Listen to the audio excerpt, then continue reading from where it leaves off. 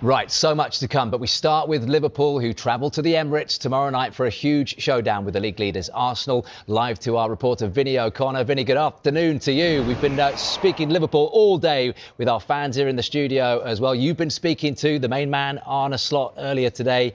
What did he have to say about the centre-back situation and potentially, Vinny, missing out on Marc Guehi? Well, there was a bit of a cheeky moment, really, from Arne Slot. Clearly, he had to be asked about Marc Guehi, but in the press conference today, it was another reporter who asked him about it, rather than myself.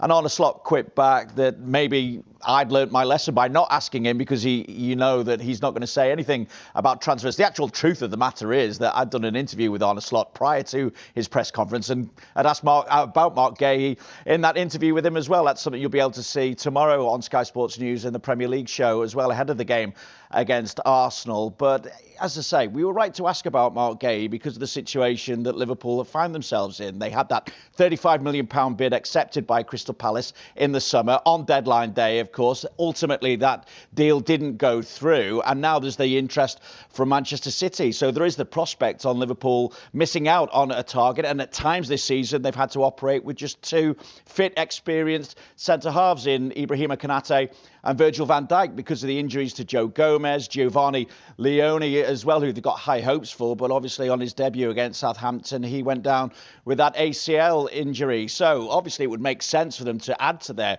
centre-half options in Marc Guehi, but that interest, of course, from Manchester City complicates things somewhat. So Arne Slot was asked about the prospect of still bringing in Marc Guehi during this transfer window, or indeed what disappointment it would be were they to miss out to a club like Manchester City. And this is what Arne Slot had to say.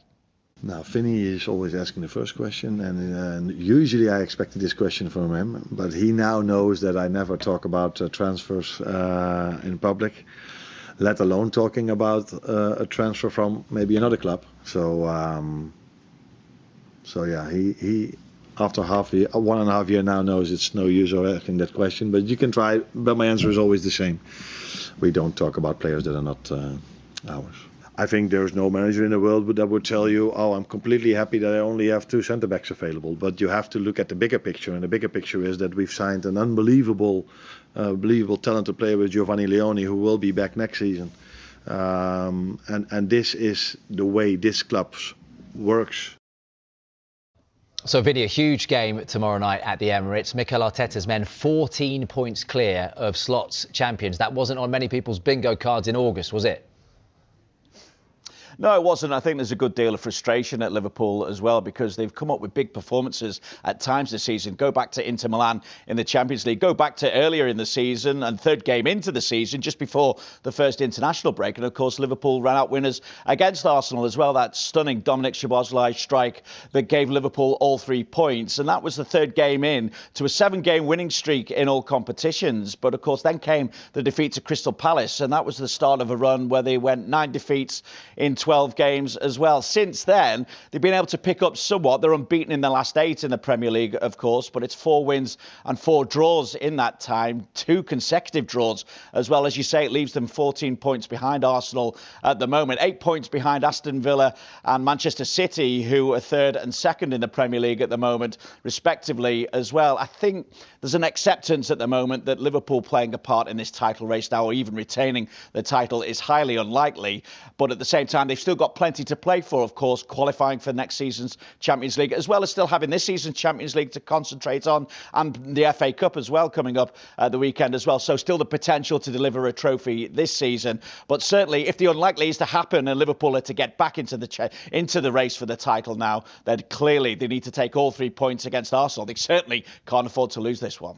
Vinny, thank you very much, mate. There we go, Vinny O'Connor live after that Arne Slot press conference, which I know you've been watching this afternoon. Rob Earnshaw, great to have you with us. Here's straight in with the big question. Who needs Marc Guehi more, Liverpool, Manchester City? It's a hard one. To be honest, both. Especially when you look at, I was at the Manchester City game the other day, and Ruben Diaz goes down injured, and Gvardiol goes down injured as well. So 2 key players for Manchester City. So if you look at that, probably maybe Man City. But I would say that Virgil van Dijk, that he needs a partner. Konate's been below par, even though he's very, very good.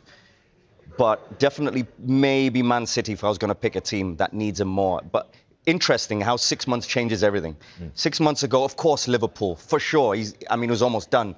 But then now you think the most likely would be probably go to Man City because they're competing. You play under Guardiola, and they've also got injuries. So maybe it might be the perfect moment for Guehi to, in 6 months it completely changes, and he's going to be playing against Liverpool. Yeah, James, I know our Palace fan Reece here doesn't want to hear about Marc Guehi leaving in the window, but do you think City/Liverpool, someone goes aggressive for him and doesn't risk losing out on him in the summer when he's a free? At the moment, Marc Guehi holds all the cards. He's got a contract for the next 6 months. He can then leave for free, choose wherever he wants to go. In this window, he's got the opportunity to start speaking to clubs in Europe and sign a pre-contract for the summer. So the cards are close to him. For Premier League sides like Manchester City and Liverpool, it feels like this is your chance to act now. Now, for Manchester City, Pep Guardiola has made it clear he didn't expect much activity in January. They did a lot of business last January. He expects business to be done in the summer. The injuries to Vardiol, the injury to Ruben Diaz may change that, may change their feeling, but they've still got Kushinov, John Stones to come back, Nathan Ake's still there as well, and they bought back Elaine from Watford, who's been on loan there this season. So they've got the cover there, so they don't necessarily need to dip into the window. For Crystal Palace, it's a decision for Marc Guehi. Does he want to stick there for 6 months and then choose a lovely contract at the end, by the way, where his contract will be worth a lot more? Or does he think, actually, now's the time, this is the time to move on, and perhaps Manchester City, Liverpool could be a destination? Well, let's get the Liverpool side of things. Lola, you've been sitting there patiently, and I'm sure you've got lots to say, because is there a frustration at all? It looks like Antoine Semenyo, who we'll talk about in a minute as well, is going to Manchester City. You can't let Guehi go there as well, can you? I mean, out of the two of them, is Guehi the one you would need more? I feel very conflicted about this because I'm very frustrated that we waited until the last week of the window to try and sort out the Guehi deal in the summer. That was a mistake, wasn't it? Yeah, I think that needed to be a priority much earlier in the window, especially after selling Jarrell Kwanzaa. The reality is, with the exception of Leone, who is such a young player, I don't know if you can really call him a senior centre-back signing, we haven't signed a centre-back since Ibou Konate in 2021, and that's negligent, really, if you're running a football club. So we certainly need a centre-back, but I do question whether Guehi is right for us because he's 6 foot. Reece reliably informs me that he can do it all, and he's not weak in the air, but Liverpool are under aerial bombardment at the moment because we can't defend set pieces. Konate and Van Dijk both top the league for the most clearances and headers. So I question whether he's the right player for us in this scenario. Konate's always done better when he's had competition. Reece will disagree with me on this again, but I actually do think of fit and firing Ibou Konate, there's not many centre-backs better, so is Guehi better? I don't know. Has he been firing though, Konate? No, Maybe fit? No, far from it. But I just wonder whether it'd be better for us to look at the long term, where there's big question marks around Konate's contract. We've only really got another 18 months of Virgil van Dijk. I think we need 2. Is Marc Guehi then the perfect guy to come in to not only play alongside Virgil van Dijk, but to also surpass Virgil van Dijk when he moves on? A leader, someone who's got such a strong head on his shoulders. Regardless of what was going on in the summer with the move to potentially happen to Liverpool not happening, he still dusted himself off, never complained, turned up to training, worked hard every single day. Surely that's the kind of player and defender and captain that Liverpool want. Look, there's tons to like about him, and I think where Reece and I disagree is that I think Guehi, while he would improve us right now, because as everyone has said, Konate is not playing well, I see him as a floor raiser, but not as a ceiling raiser. And whoever eventually replaces Van Dijk, Van Dijk is the best to ever do it. For me, to ever do it in the Premier League at centre-back. So I can't even put them in the same conversation. So, no, I'm not sure he is the perfect guy. Ever? Forever, ever? Ever. Go on, Reece. I would just say on Marc Guehi, I think when you talk about ceiling raisers and floor raisers, I think Marc Guehi, probably his ceiling, he doesn't really have one. I feel like he could go to any team in the world and probably be their starting centre-back. And that's just his playing ability, not to talk about his leadership, like you say, his professionalism, to go through, having that move sort of taken away from him at the last minute and to be in the starting lineup next week and to dust himself down and to play. And that's just him, the professional side. I think if you talk about him as a player, I think you don't get much better than Marc Guehi. You did say to me that Van Dijk was the best to ever do it off air. Yeah, personal preference. He's my favourite ever Premier League centre back. Yeah. But I think Marc Guehi's ceiling is crazy. Yeah, and we'll talk about the actual Palace point of view on all of this, because obviously they're desperate to keep him. But Rob, as James says, the ball is in Guehi's court, and there are plenty of courts he can go and play on next season. Yeah, I'm sure it's not just Liverpool and Manchester City in that conversation as well. I'm sure he's having other conversations for sure, because he is quality. And you talk about, okay, who else is out there? Marc Guehi's right in that top list of centre-backs in world football right now, where you think, okay, we can get him at a good price. He's quality. He brings something to every team. So he is all of those things.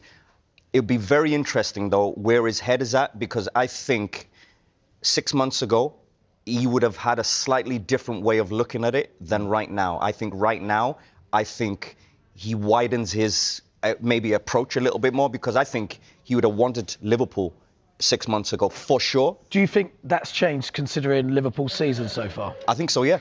Absolutely, yeah. I mean, if I'm in his shoes, I would look at it, because You've got to be playing Champions League football at least next season, haven't you? Exactly, yeah. Because he's at the stage where, what is the next step? The next step for Marc Guehi is Champions League, is competing at that level consistently.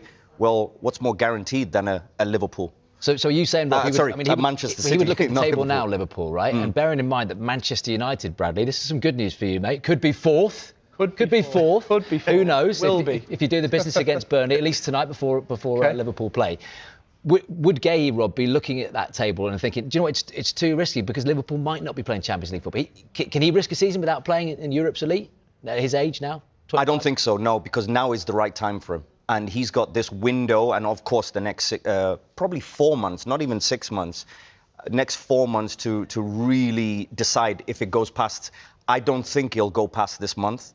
I think Man City want him right now. I think Liverpool want him right now. And I think there'll be 2 or 3 others that really, really want him, but I don't think they'll compete enough with those 2. So I actually think right now for him is the perfect time for him to go. I think it's going to be hard for Crystal Palace for sure. Yeah. But Guehi is a wanted man, and I think he's going to make the right decision. Yeah. Shall we hear from Oliver Glasner? Because this is the Crystal Palace boss speaking about his captain's future. I don't know. Honestly, I don't know what will happen. And I mentioned these injuries can happen. Never know. But what I know, Marc will play tomorrow. Well, I expected he trained. But